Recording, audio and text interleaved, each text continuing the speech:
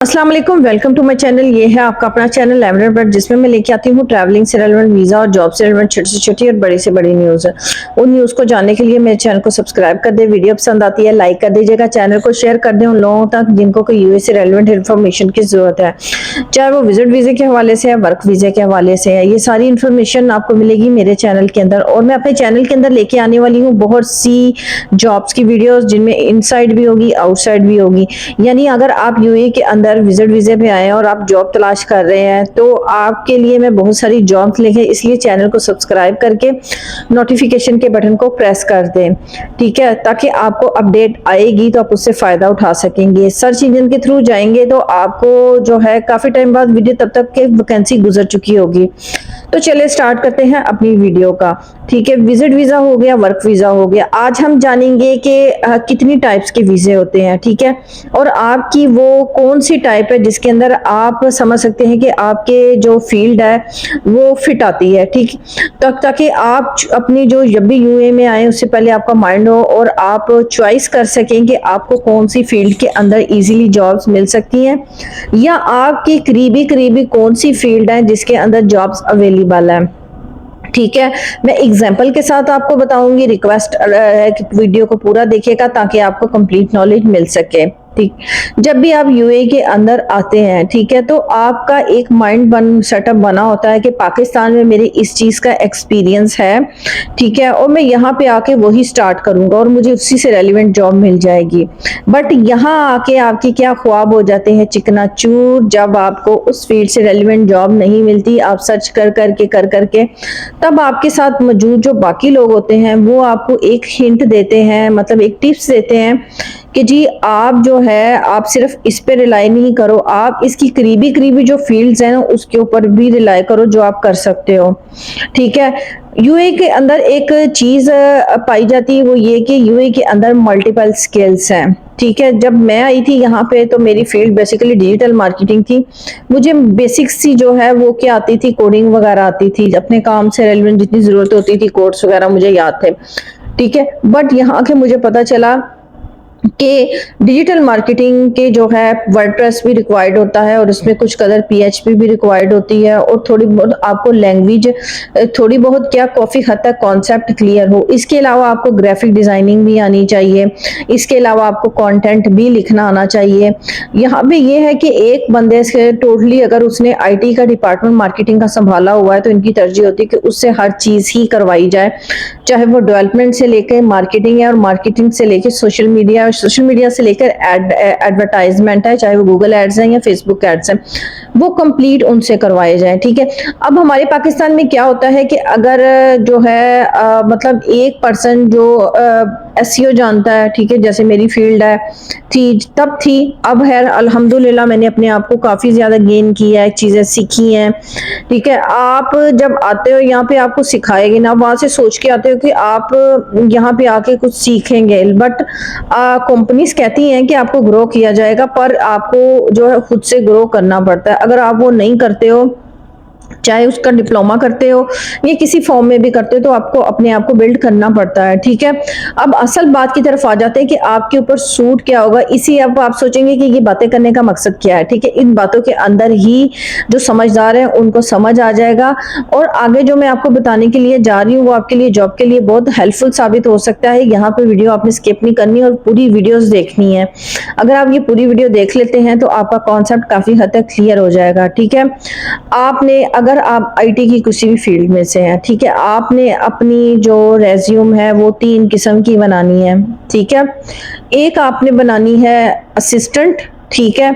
अगर for example मेरी field IT है तो मैंने अपनी 3 किस्म की रेज्यूम बनाई, एक आईटी की बना ली, एक एडमिन की बना ली, ठीक है, और एक सुपरवाइजर की बना ली। फॉर एग्जांपल लड़कियां तो सुपरवाइजर होती नहीं है यहाँ पे, बट ये है कि मैं एज आ जो है आपके पॉइंट ऑफ व्यू से कि आप इसको अपने थ्रू के मतलब इस 3 कैटेगरी में आपने सीवियां बनानी है। आपने सारा दलिया एक ही सीवी के अंदर नहीं पकाना है, आपने जो मेंशन करनी है, जो आपकी जॉब रिस्पॉन्सिबिलिटीज हैं, ड्यूटीज हैं, वो मेंशन लाजमी करनी है कि आप क्या करते रहे हैं, ठीक है। अगर आपने डिजिटल मार्केटिंग की सीवी बनानी है तो उसके अंदर आपको पता होना चाहिए कि आप कौन से टूल्स इस्तेमाल करते हैं, क्या टेक्निक्स हैं, आपके प्रोजेक्ट क्या थे, रिसेंटली आप वर्क कर रहे हैं तो क्या कर रहे हैं, किस कंपनी के साथ कर रहे हैं इससे। और अगर आपने कहीं पे एडमिन की जॉब की थी या सुपरवाइजर की तो उसके अंदर भी ड्यूटीज शामिल होनी चाहिए कि आपने जो है क्या क्या काम किया है। अगर आपको नहीं पता कि क्या क्या ड्यूटीज है, क्योंकि ये एडमिन सुपरविजन ये जॉब जो है वो हर कोई कर सकता है, ठीक है। कुछ तरह लॉन्ड्री डिपार्टमेंट में लोग होते हैं जैसे कि बस असिस्टेंट होती हैं, ठीक है। उसका काम क्या होता है कि बस से सिर्फ बच्चों को उतारना, ऊपर चढ़ाना होता है और कैमरे में स्कैनिंग करवाना कि हमने माँ बाप के हैंड ओवर कर दिया है। ये सिंपल सी जॉब हर कोई कर सकता है। इसमें भी 25 से 3,000 तक सैलरी होती है और यहाँ पे एक डिजिटल मार्केटिंग की 3,000 से 4,000 तक सैलरी होती है। नॉट बैड अगर आपको ये मिल जाती है तो आपने अपने डिग्री और उसके ऊपर कोई भी ऐसा कुछ नहीं करना कि आपने स्टार्टिंग की बात कर रही हूँ कि आपने करना है कि मेरे पास इतनी अच्छी डिग्री मैंने इसलिए पढ़ा था कि मैंने ये जॉब करनी है, ठीक है। यहाँ पे कोई भी जॉब कमतर नहीं है। हाँ, अगर आपको यहाँ पे जॉब नहीं मिलती है तो ये बात थोड़ी सी वो है, आपको स्टार्टिंग में जो भी जॉब कर मिलती है चाहे वो सेल्स एग्जीक्यूटिव है, कुछ भी है, कॉल सेंटर में आपको बिस्मिल्लाह करके कर लेनी चाहिए, ठीक है। और आपका अगर थोड़ा बहुत भी एक्सपीरियंस है, आपको लगता है कि कोई आपको ऐसी जॉब है जो आप कर सकते हैं, ठीक है, आपने उसकी अलग से रेज्यूम बना लेनी है, ठीक है। और दूसरा ये है कि पाकिस्तान का एक्सपीरियंस जो है यहाँ पे नहीं माना, लेकिन उससे एक छोटी सी चीज़ ये हो जाती है कि कम से कम उनको जब आप अपनी सीवी के अंदर रिस्पॉन्सिबिलिटीज जो आपके जिम्मे वहाँ पे काम होते हैं, ड्यूटीज हैं, वो अगर मेंशन करते हैं ना तो यहाँ पे पता चल जाता है कि जी आपको ये चीज़ आती है, ठीक है। अब बात कर लेते हैं कि आप पे वीज़ा कौन सा सूट करेगा, आपके ऊपर कौन सा। देखिए स्टार्टिंग में अगर मैं आपको बताऊं तो आपने वीज़े की तरफ नहीं जाना कि आपके ऊपर सूट कौन सा करेगा। अगर आप मैनेजर की जॉब करते हुए आए हैं, यहाँ पे मैनेजर की जॉब नहीं मिल रही तो आप सुपरविजन में भी जा सकते हो, ठीक है। इसके अलावा अगर बैंक डिपार्टमेंट में कोई भी आप काम करके फाइनेंस में काम करके आ चुके हो, ठीक है, अगर आपको एडमिन की जॉब मिलती है तो आपका वीज़ा भी वही होगा जो कि आपकी यहाँ पे जिस फील्ड में आप होंगे, जो आपकी जॉब की नौयत होगी। हाँ, अगर आपका मैनेजिंग लेवल का या 5,000 प्लस का होता है तो वो जाहिर सी बात है वीज़े के अपने बेनिफिट्स होते हैं, बट ये स्टार्टिंग के अंदर आपको ये चीज़ नहीं सोचनी है, ठीक है।